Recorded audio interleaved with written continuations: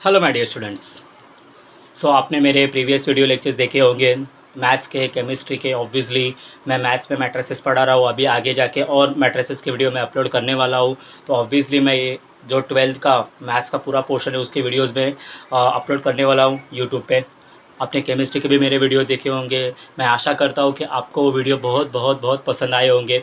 Okay, तो आप अभी सोच रहे होंगे कि साई सर अभी क्या पढ़ाएंगे, ठीक है। लेकिन आज का लेक्चर जो है, वीडियो लेक्चर है, मैं कुछ पढ़ाऊंगा नहीं, लेकिन आपको मोटिवेट करना चाहता हूँ।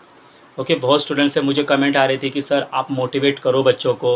बहुत पेरेंट्स बोल रहे थे मुझे, सर आप मोटिवेशन लेक्चर रखो, वीडियो लेक्चर बनाइए, यूट्यूब पे अपलोड कीजिए, हम अपने बच्चों को दिखाएंगे। ठीक है, तो मैंने बोला ठीक है, मैं अभी अपना एक मोटिवेशनल वीडियो लेक्चर बना देता हूँ। तो ऑब्वियसली मैं आपको कुछ तीन स्टोरीज़ बताने वाला हूँ। ओके, वो तीन स्टोरीज़ ने मेरे पूरे जीवन के ऊपर बहुत प्रभाव डाला है। बहुत मतलब बहुत प्रभाव डाला है, मतलब आज जो भी हूँ वो तीन स्टोरीज़ की वजह से हूँ। ठीक है, जो मेरे जीवन में वो स्टोरीज़ जब आई, तब ऑब्वियसली उन स्टोरी में से जो संदेश मिल रहा था मुझे, जो मैसेज मिल रहा था मुझे, वो बहुत अच्छा था, और उसकी वजह से आज मैं इधर खड़ा हूँ और आपको पढ़ा रहा हूँ। ठीक है, तो आज का लेक्चर मैं ऑब्वियसली मोटिवेशनल वीडियो लेक्चर बोलता हूँ उसको। ठीक है, तो स्टार्ट करते हैं उस लेक्चर को। तो आप देख रहे होंगे, जहाँ बोर्ड पे मैं हमेशा मैट्रिसेस या केमिस्ट्री का कुछ भी पढ़ाता हूँ, वहाँ मैंने अभी आप एक सेंटेंस लिख के रखा है। आप उसको पढ़ोगे तो आपको भी समझ में आ जाएगा। देखो ये सेंटेंस, ऑब्वियसली आप सोचो मैंने क्या लिखा है। आप सोचो ज़रा मैंने क्या लिखा है, वो नहीं पूछ पाए। ठीक है, तो मैं बता देता हूँ मैंने क्या लिखा है। देखो, प ये होता है ढाई, बराबर। तो पढ़ाई बराबर, जीवन अपना जीवन का, ये होता है हाफ। हाफ को हिंदी में क्या बोलते हैं? आधा। और ये क्या है? र। तो पढ़ाई जीवन का आधार है। ऑब्वियसली मैं मैथ्स भी सिखाता हूँ, केमिस्ट्री भी सिखाता हूँ, तो ऑब्वियसली जो भी सेंटेंस लिखेगा मैं मैथमेटिक्स में ही लिखता हूँ। तो आपको पता चल गया कि मैंने क्या लिखा है। पढ़ाई जीवन का आधार है। नीचे लिखा है मैंने मोटिवेशनल स्टोरीज़। और ऑब्वियसली जो मैं सेंटेंस हमेशा मेरे मन में रखता हूँ, वो मतलब don't give up. Okay, don't give up. तो सेंटेंस का मीनिंग समझ में आ गया होगा। पढ़ाई जीवन का आधार है। अगर आपकी ज़िंदगी में पढ़ाई नहीं है तो आपका अस्तित्व भी कुछ नहीं है। ठीक है, बहुत बहुत बड़े बड़े आपने देखे होंगे, बहुत बड़े बड़े इंसान होते हैं, बहुत महान व्यक्तिमत्व होते हैं, लेकिन उनमें से जो पढ़े लिखे नहीं होते, ऑब्वियसली वो अपने मेहनत से महान बनते हैं, लेकिन कभी ना कभी वो बोल के दिखाते हैं कि मैं अगर पढ़ाई किया होता तो आज और कुछ कुछ और होता। तो बेटा, आपकी ज़िंदगी में पढ़ाई है, इसलिए आपका अस्तित्व टिका है। बहुत से स्टूडेंट, बहुत से लोग बोलते हैं कि यार कि तेरे पे ज़िंदगी में पढ़ाई नहीं है, तू बहुत मस्ती करता है या तू बहुत मौज कर रहा है, अच्छा है तेरे को। लेकिन बेटा याद रखना कि उसके मन का दर्द वही समझ सकता है, क्योंकि जो पढ़ेगा वही आगे बढ़ेगा। आपको मालूम है हमारे देश का स्लोगन ही है, जो पढ़ेगा वो आगे बढ़ेगा।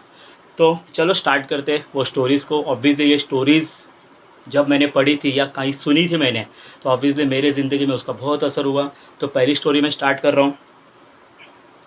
सो पहली स्टोरी, अपने भारत देश में एक बड़ा मंदिर था। बड़ा मंदिर था, कौन से भगवान का था मैं नहीं बताऊंगा।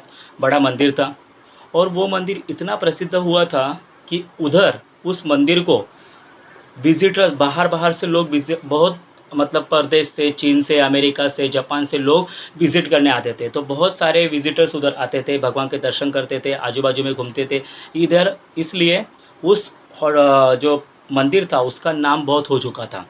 तो ऑब्वियसली कोई भी किधर से भी आता, कोई भी देश से आता, तो ऑब्वियसली उसको कहा जाता कि भाई आपने ये मंदिर को दर्शन किए क्या? बोले नहीं, चलो करते। तो इतना उसका प्रसिद्धि था, मतलब उसका इतना वो फेमस था। तो उस मंदिर के ट्रस्टी थे, उन्होंने एक बार मीटिंग ली अपने कमेटी मेंबर की। तो ट्रस्टी आए, सब कमेटी मेंबर आए, सब जमा हुए, और ट्रस्टी ने बोला कि हमारा मंदिर अभी पूरे दुनिया में प्रसिद्ध हो चुका है। हमारे मंदिर को बहुत बड़े बड़े नेता या पर्यटक या जो भी विजिटर्स हैं बहुत विज़िट कर रहे हैं, लेकिन उनमें मैंने एक चीज़ कमी पाई अपने मंदिर में, कि हमारे मंदिर के जो भी पुजारी है, जो भी सेवक है, उनको इंग्लिश नहीं आती है। उनको क्या नहीं आती है? इंग्लिश नहीं आती। तो सब लोग ने ऑब्वियसली बोला हाँ ये तो है। तो जो ट्रस्टी थे उन्होंने ये निकाला, नोटिस निकाला कि आज से सब पुजारी और जो सब सेवक है वो इंग्लिश सीखेंगे। तो ऑब्वियसली उधर बहुत पुजारी थे, भगवान की पूजा करने वाले अलग पुजारी थे, ओके, लोगों की सेवा करने वाले अलग थे। और मंदिर में मालूम है ना आपको, जब भी आरती होती है तो घंटा बजाते, बराबर है ना, तो घंटा बजाने के लिए भी अलग पुजारी थे। तो ये नोटिस ट्रस्टी ने निकाली, उसके ऊपर अपना साइन किया और अपने कमेटी मेंबर्स को बोला कि आप ये नोटिस सब जो भी सेवक है पुजारी है उनको दे दीजिए। तो वो नोटिस सबको मिल गया और सब पुजारी सब सेवक टेंशन में आ गए। अभी क्या ये नई बात है कि इंग्लिश सीखना है, तो सब अभी सबको तो अपनी रोज़ी रोटी पे था, रोज़ी रोटी सबको चाहिए थी। तो सब पुजारी ने, सब सेवकों ने मान लिया कि भाई हम लोग इंग्लिश सीखेंगे, और उसी दिन से उन्होंने इंग्लिश सीखना स्टार्ट किया। लेकिन उसमें एक सेवक ऐसा था जो मंदिर में आरती होती है ना, उस समय घंटा बजाता था। तो उसने सोचा कि मेरा तो काम सिर्फ घंटा बजाने का, मैं इंग्लिश सीख के करूँ क्या। तो उसका मन नहीं माना, उसने एक इस्तीफ़ा दे दिया अपने ट्रस्टी को और बोला कि साहब मेरा काम तो सिर्फ मंदिर में घंटा बजाने का है, तो मैं इंग्लिश सीख के करूँगा क्या। तो ट्रस्टी ने ऑब्वियसली बोला ठीक है, अगर आप इंग्लिश नहीं सीखना चाहते तो ऑब्वियसली आप इधर काम भी नहीं कर सकते। उन्होंने मान लिया, जो पुजारी थे उन्होंने, जो सेवक थे उन्होंने मान लिया। अभी सेवक अपने घर पे गए, 1 दिन गया, 2 दिन गया, 3 दिन गया, पेट की भूख थोड़ी शांत बैठने देती है। तो अभी वो जो सेवक थे उनको अभी अपने जो निर्णय लिया था, जो डिसीजन लिया था, उसके ऊपर पछतावा होने लगा। क्यों मैंने इंग्लिश सीखना मना कर दिया, आज अगर इंग्लिश सीखता तो मैं उधर अच्छे से कमा रहा होता, मेरा जो भी है घर चल रहा था उस कमाई पे। तो वो निराश हो गए और निराश होके एक दिन वो मंदिर के सामने आ गए। मंदिर के सामने आ गए, भगवान से ही बातें कर रहे थे, अपने मन में ही बातें कर रहे थे, हे भगवान कुछ रास्ता दिखा दे। तो ऑब्वियसली उन्होंने मांगा, इतने वर्षों से उन्होंने सेवा की थी तो भगवान ने कुछ रास्ता दिखाया होगा। तो उनके मन में एक बात आई, उन्होंने आजू बाजू में देखा कि जो भी विजिटर आ रहे थे वो भगवान के दर्शन के समय कभी भी नाश्ता करके नहीं आ रहे थे, मतलब चाय पीना नाश्ता करके नहीं आ रहे थे, वो भूखे पेट आ रहे थे। तो उसने सोचा कि, और वो जो पर्यटक थे, जो विजिटर्स थे, वो भगवान के दर्शन करके अपने अपने होटल में तुरंत जाते थे, उधर जाके वो नाश्ता करते थे, फिर घूमने जाते थे। तो इन सेवकों ने सोचा, ये जो सेवक था उसने सोचा कि भाई अगर इनको भगवान के दर्शन करने आते हैं इधर, वो ये खाली पेट आते हैं, तो मैं एक काम करता हूँ, मैं इधर चाय की एक टपरी लगा देता हूँ, और फिर चाय की एक टपरी लगा देता हूँ। तो फिर वो विज़िटर्स मेरे इधर आएंगे चाय पीने के लिए, तो मैं कुछ और सोचूंगा, कॉफ़ी बनाना सोचूंगा या कुछ और रख दूंगा खाने के लिए, तो उनका पेट भी भर जाएगा और मेरा ऑब्वियसली गुजारा भी हो जाएगा। तो उसने सोचा, तो उसने क्या किया, दूसरे दिन एक छोटी सी चाय की टपरी मंदिर के बाजू में लगा दी। अभी सब विज़िटर्स को ऑब्वियसली पता चल गया भाई इधर चाय की टपरी लगी है, तो सब विज़िटर्स आने लगे उसके इधर चाय पीने के लिए। उसकी चाय बहुत अच्छी बनाता था, वो मेहनती भी था, उसने चाय अच्छी बनाई, चाय के साथ कॉफ़ी भी बनाने लगा। उसके बाद उसने बिस्कुट सब रखा। तो सब विज़िटर्स होटल में जाने के बजाय इधर ही चाय पीते थे और इधर से ही घूमने चले जाते थे। उसका ऑब्वियसली उसका बिज़नेस बढ़ने लगा। तो बिज़नेस बढ़ने लगा तो ऑब्वियसली उसको काम का ऑब्वियसली वो बिज़नेस बढ़ने लगा, तो उसको अभी काम जम नहीं रहा था, तो उसने अपने हाथ के नीचे बहुत सारे नौकरों को रखा। तो एक टपरी चालू की थी, अभी उसने दुकान चालू की, दुकान से उसने रेस्टोरेंट चालू किया, और इंडिया में नहीं बहुत सारे देशों में उसने अपना रेस्टोरेंट खोल दिया। वो एक सेवक ने रेस्टोरेंट खोल दिया और उन रेस्टोरेंट को सक्सेसफुली वो चला रहा था। सब रेस्टोरेंट में ऑब्वियसली उसने अपने विश्वास के मैनेजर रखे थे और सबसे वो डेली बात करता था कि प्रॉफिट कितना हुआ, लॉस कितना हुआ, डेली बात करता था। तो अमेरिका में भी ऐसे बहुत से व्यापारी थे जिनका रेस्टोरेंट था, लेकिन जितना उसका रेस्टोरेंट चलता था उतना इनका चलता नहीं था। तो उन्होंने एक मीटिंग ली अमेरिका के व्यापारी ने, जो होटल के मालिक थे, कि भाई इसका रेस्टोरेंट क्यों इतना चलता है, हम लोग किधर कम पड़ रहे हैं। तो इन्होंने क्या किया, इन्होंने अपने 2-3 लोगों को चुना और उनको बोला कि भाई इंडिया में जाके, इसके भारत देश में जाके इस होटल के मालिक को मिलो, देखो उनकी दिनचर्या कैसी है। तो ये 2-3 जो लोग थे वो सूट बूट में आ गए इंडिया में। ऑब्वियसली उनके आने की खबर मालिक को पता थी, क्योंकि उन्होंने खबर दी थी कि हम लोग आ रहे हैं आपसे मिलने के लिए। तो अपने उन मालिक ने उन जो मालिक था होटल का, उसने इन इन लोगों की जो भी सेवा थी एक बड़े होटल में कर दी अपनी। तो वो अच्छे से 5-6 दिन रहे, उनकी मेहमान नवाज़ी बहुत अच्छे से हुई, बहुत बहुत बहुत अच्छे से हुई। वो खुश हो गए मेहमान नवाज़ी देख के। और जब उनके जाने का समय आया तो उन्होंने मैनेजर को बोला, मैनेजर जी मुझे हमें ना आपके साहब से मिलना है, आपके मालिक से मिलना है।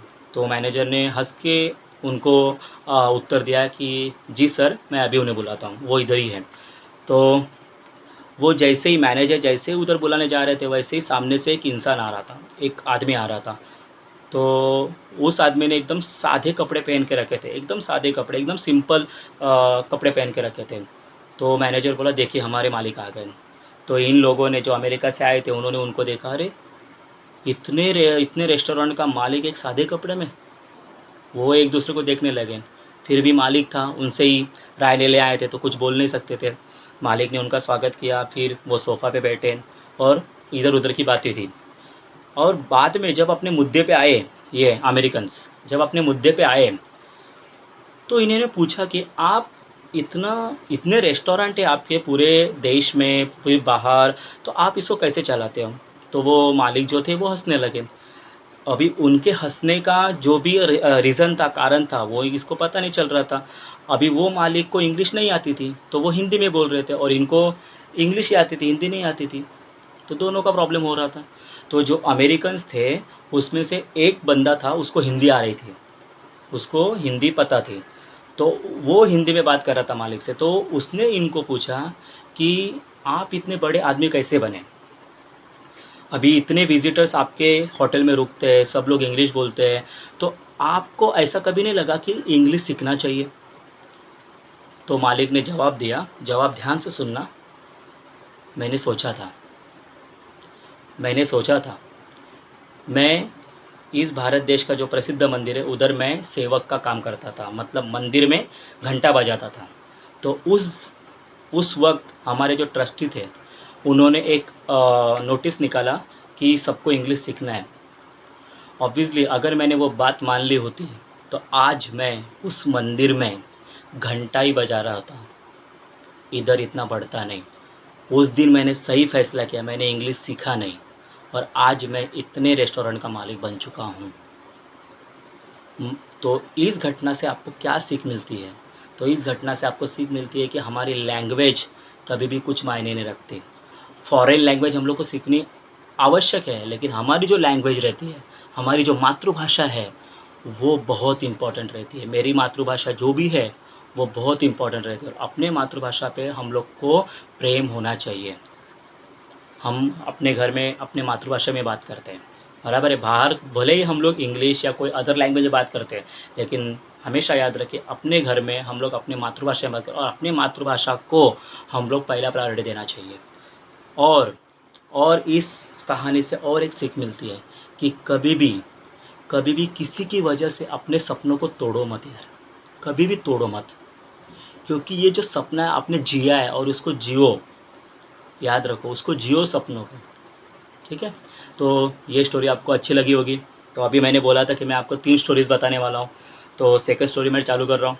ऑब्वियसली ये भी मैंने कहीं पढ़ी थी और इसका भी मुझ पे बहुत असर हुआ। तो इंग्लैंड में एक बड़ा शहर था, इंग्लैंड में एक बड़ा शहर था, और इस बड़े शहर में एक बड़ा सा स्कूल था। उस स्कूल में बहुत बहुत अमीरों के लड़के लड़कियां पढ़ने के लिए आते थे।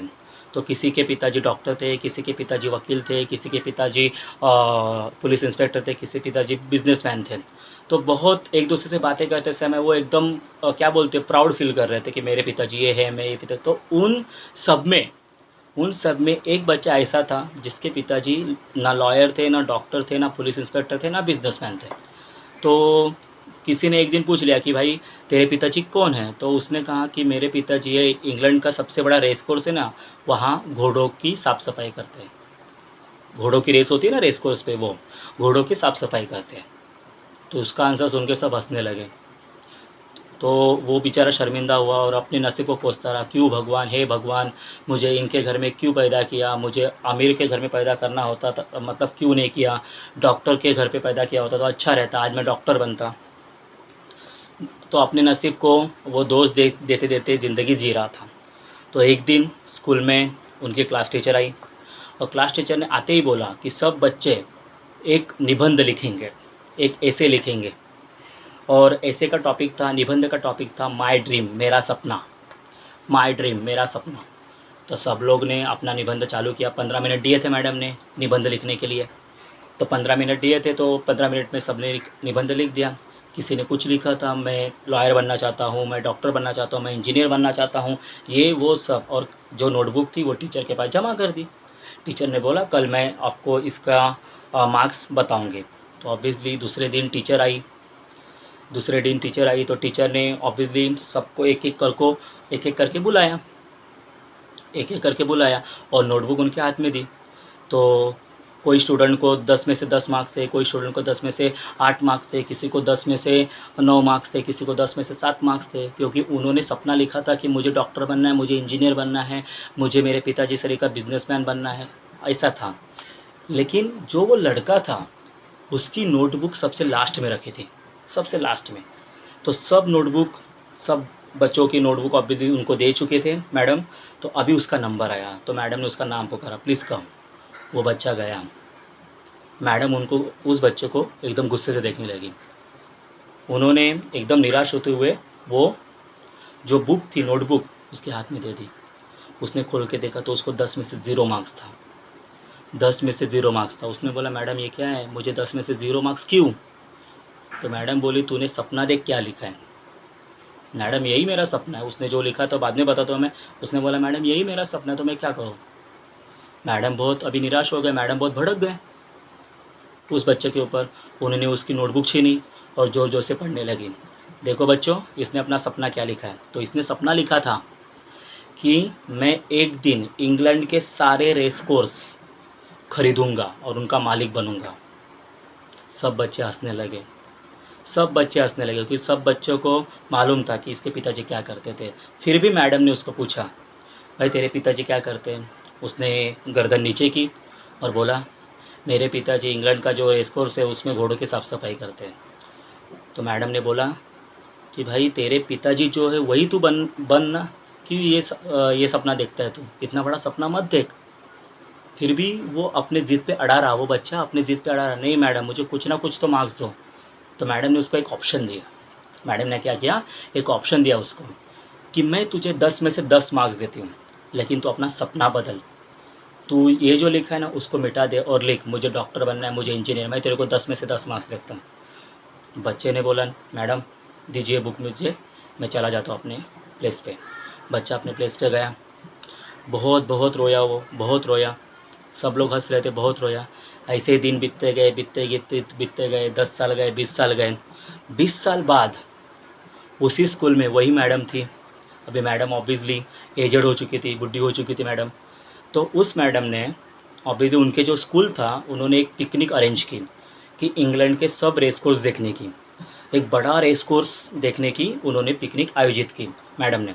तो मैडम ने सब बच्चों को बोला कि मैं कल हम लोग एक इंग्लैंड का सबसे बड़ा जो रेस कोर्स है ना उसके उधर जाएंगे पिकनिक के लिए। सब बच्चे खुश हो गए। दूसरे दिन सब बच्चे आ गए, मैडम भी आ गई। मैडम ऑब्वियसली बस से सब बच्चों को उस रेस कोर्स पे लेके गई। तो ऑब्वियसली उस रेस कोर्स का जो मैनेजर था उन्होंने मैडम का बहुत स्वागत किया अच्छे से। उन्होंने सब प्लेसेस दिखाए, घोड़ों की शर्यत कैसी होती है, घोड़ों का ख्याल कैसा रखा जाता है, कौन सा घोड़ा बीमार है, कौन सा घोड़े पे ज़्यादा बोली लगती है, सब बताया। और ये इन्फॉर्मेशन से सब बच्चे खुश हो रहे थे क्योंकि उन्होंने पहली बार घोड़ों को ऐसे भागते हुए देखा था। तो सब बच्चे खुश हो रहे थे। तो सुबह से दोपहर हो गई, सब बच्चों को भूख लगने लगी थी, मैडम को भी भूख लगने लगी थी। तो ये लोग सब ऑब्वियसली उन्होंने मैनेजर को बोला कि बच्चों को भूख लगी, क्या इंतज़ाम है क्या? मैनेजर ने हंस के बोला हाँ मैम है। तो वो मैनेजर उन बच्चों को और उन टीचर को एक बड़े हॉल में लेके आया और बड़ी विनम्रता से बोला, मैडम मैं बच्चों को खाना खिला कर आता हूँ, तब तक आप रुकिए इधर, आपके लिए अलग व्यवस्था की गई है। तो मैडम ने बोला ठीक है। मैडम बहुत खुश थे क्योंकि उनकी मेहमान नवाजी बहुत ज़्यादा हो रही थी। तो ऐसे ही वो हॉल में घूम रहे थे। बहुत बड़ा हॉल था। तो दीवार पे बहुत तस्वीरें टंगी हुई थी। तो दीवार पे कई घोड़ों की तस्वीरें थी, कई बड़े बड़े महात्माओं की तस्वीरें थी। ऐसे वो तस्वीरें देखते जा रहे थे और मन में मुस्कुरा रहे थे। लेकिन वो ऐसे ही देखते देखते एक जगह रुक गए। मैडम एक जगह रुक गए और उन्होंने देखा कि दीवार पर एक तस्वीर टंगी है। उस तस्वीर में एक जूना पुराना कागज़ है और उस कागज़ पे कुछ लिखावट थी। उन्होंने देखा, ध्यान से देखा और उन्होंने वो जो फ्रेम थी, वो जो तस्वीर थी, वो निकाली, अपने हाथ में रखी और उन्होंने देखा कि अरे! ये तो मेरे स्टूडेंट की राइटिंग है। तो उन्होंने मैनेजर को बुलाया और मैनेजर को पूछा, अरे ये तो मेरे स्टूडेंट की राइटिंग है, ये 5th स्टैंडर्ड में मेरे पास था, 5th स्टैंडर्ड मेरे पास था, देखो ये मेरी साइन है और ये बच्चे ने यही ऐसे लिखा था, लेकिन मैंने इसको मार्क्स नहीं दिया था। अभी क्या इधर काम करता है वो? कहाँ काम करता है? घोड़ों की साफ़ सफाई कर रहा होगा, ज़रा बुलाओ उसको, उसको मिलना है। तो मैनेजर ने बोला कि मैडम अभी वो आपसे ही मिलने आ रहे हैं। ठीक है। अभी फिर भी उन्होंने पूछा उनको, मैनेजर को, कि क्या अभी घोड़ों की साफ़ सफाई कर रहे हैं कि? तो मैनेजर हंसते हुए बोला, नहीं मैम, वो आपको मिलने आ रहे हैं। तो सामने से उन्होंने देखा कि एक सूट बूट में बहुत बड़ा आदमी उधर आ रहा था। वो जैसे ही आया, मैडम के पैर छुए, मैडम से आशीर्वाद लिए। उन्होंने मैडम बहुत आश्चर्यचकित हो गई, क्यों? तो उन्होंने बोला, मैडम ये जो निबंध लिखा था वो लड़का मैं ही हूँ और मैं इधर घोड़ों की साफ़ सफाई नहीं करता, मैं इस रेस कोर्स का मालिक हूँ। मैडम को शर्मिंदगी महसूस हुई। मैडम की आँख से पानी बहने लगा, अश्रु बहने लगे। मैडम को बहुत शर्मिंदगी महसूस हुई क्योंकि उनको सब याद आ रहा था, 20 साल पहले जो हुआ था। लेकिन उनको रोकते हुए वो मालिक बोला कि मैडम आप रोइए मत, आज इधर हूँ मैं आपकी वजह से हूँ। मैडम ने फिर बोला, क्यों, कैसे? मैंने तो आपका अपमान किया था। नहीं मैम, उस दिन उस दिन अगर मार्क्स के भरोसे 10 में से 10 आप मुझे देना चाहते थे, अगर उस 10 में से 10 के भरोसे अगर मैं रहता और मैं अपना सपना बदल देता, तो मैं एजुकेशन सेक्टर में बहुत बड़ा आदमी बनता, लेकिन लाइफ में कुछ नहीं कर पाता। उस दिन मैंने अपना सपना नहीं बदला और आज इस रेस कोर्स का नहीं, बल्कि इंग्लैंड में जितने भी रेस कोर्स है वो मेरे मतलब उनका मालिक मैं हूँ। तो उस दिन मैंने अपना सपना नहीं बदला, इसलिए मैं आज इधर खड़ा हूँ। तो बेटा, इससे आपको क्या सीख मिलती है कि कभी भी, कितनी भी आपके जो भी राह है उसमें कितने भी आपको मुश्किलें आए, कभी भी बेटा डरना नहीं। अपने सपने को कभी भी मत बदलना, कभी भी मत बदलना। यही आपका वो सपना, आप सोते हुए देखो या दिन में देखो, लेकिन वो सपना जियो बेटा। तो इस कहानी से भी आपको यही सबक मिलता है कि सपने को जियो। हाँ, कुछ ऐसा होता है कि वो सपना पूरा नहीं होगा। एक समय आता है आप थक जाते हो कि वो सपना पूरा नहीं हो रहा है, तो चलो अभी मैं गिव अप कर देता हूँ। लेकिन बेटा क्या करें, भगवान ने यही सोचा कि भाई इधर से ही आगे तुझे बढ़ना है और तेरा सपना उधर ही पूरा होगा, लेकिन हम लोग उधर ही हार मान लेते हैं और हम लोग फिर से हाथ पे हाथ धरे बैठ जाते हैं। कभी ऐसा करना मत ज़िंदगी में। और हमेशा याद रखिए, आपके पास एक बड़ा शस्त्र है, वो मतलब आपकी पढ़ाई, आपका नॉलेज, और आपका नॉलेज आपसे कोई छीन नहीं सकता, कोई छीन नहीं सकता। और नॉलेज ही ऐसी चीज़ है जो बाँटने से और बढ़ती है। ओके, आप ज़ेवर कितने भी पहन लो, आप कितने भी सूट बूट पहन लो, लेकिन आप अगर नॉलेजेबल नहीं हैं तो आपको कोई पूछने वाला नहीं है। ठीक है। अभी तीसरी स्टोरी, ऑब्वियसली तीसरी स्टोरी भी मैंने कहीं पढ़ी है, लेकिन वो ऑब्वियसली वो स्टोरी बहुत बहुत अच्छी है, मुझे बहुत अच्छी लगी थी वो स्टोरी आपको बता रहा हूँ। तो एक बड़ा स्कूल था। उस स्कूल में ऑब्वियसली 10th स्टैंडर्ड नहीं, सॉरी गलत बोला मैंने। एक बड़ा स्कूल था और उस स्कूल में ऑब्वियसली एक डिवीज़न थी और उस डिवीज़न में एक लड़का था। उस डिवीज़न में एक लड़का था, बहुत ही होशियार था, बहुत होशियार था। सब टीचर्स का वो लाडला था क्योंकि वो पढ़ाई भी बहुत करता था, विनम्र भी था, बहुत पढ़ाई करता था और उनके क्लास टीचर का ऑब्वियसली वो बहुत बहुत बहुत मतलब बोलते हैं ना हम लोग, लाडला था। ठीक है, बहुत लाडला था। तो एक दिन स्कूल में बहुत बड़ा फंक्शन होने वाला था, बहुत बड़ा फंक्शन होने वाला था। और फंक्शन ऐसा था कि वो बड़े हॉल में था और जो भी सीट थे, मतलब जो भी कुर्सियाँ थी, उनका आयोजन ऐसा किया था कि सामने वाली कुर्सियों पे जो भी महान व्यक्ति आने वाले थे या बड़े-बड़े मेहमान आने वाले थे, उनके लिए वो कुर्सियाँ थी और बाकी की कुर्सियाँ जो भी आने वाले थे देखने के लिए प्रोग्राम, उनके लिए थी। तो ये लड़का ऑब्वियसली सबका लाडला था, तो इसको बुलाया गया था। तो जो क्लास टीचर थे उसके, वो भी प्रेज़ेंट थे उधर, वो भी इधर प्रेज़ेंट थे। और ये लाडला उनका बच्चा ऑब्वियसली वो सर से मिला, अपने टीचर से मिला और बोला, सर भी उसको देख के हंसने लगे। यस, अच्छा है तू आ गया। और बिना बताए वो जहाँ मेहमान बैठने वाले थे उस कुर्सी पर जाके बैठ गया। क्लास टीचर ने देखा, क्लास टीचर को बहुत गुस्सा आया।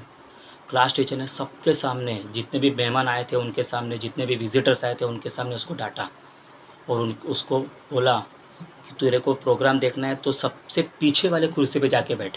मैंने तुझे बोला था क्या बैठने के लिए, तो क्यों बैठा तू? तो उन्होंने उसको वो शिक्षा दे दी कि तू सबसे पीछे जाके कुर्सी पे बैठेगा। आज्ञाधारी था बेटा बेचारा, गया पीछे। सब लोग उसको हंस रहे थे। प्रोग्राम बहुत अच्छा चला, लेकिन वो प्रोग्राम देखने के मूड में ही नहीं था। उसको टीचर के ऊपर बहुत गुस्सा आ रहा था, लेकिन वो समझ नहीं पा रहा था कि क्यों क्यों मुझे सर ने ऐसा बोला। ऑब्वियसली दिन बीत गया। दूसरे दिन उसकी कहाँ उसका ऑब्वियसली एक प्रोजेक्ट था। उस प्रोजेक्ट के सिलसिले में उसको कहीं इंटरव्यू के लिए जाना था। तो ऑब्वियसली वो इंटरव्यू के लिए गया, बहुत सज धज के गया। जो भी इंटरव्यू का कॉस्ट्यूम होता है वो पहन के गया वो। तो उधर उससे पहले ही 10-12 जन इंटरव्यू के लिए आए थे उस प्रोजेक्ट के इंटरव्यू के लिए।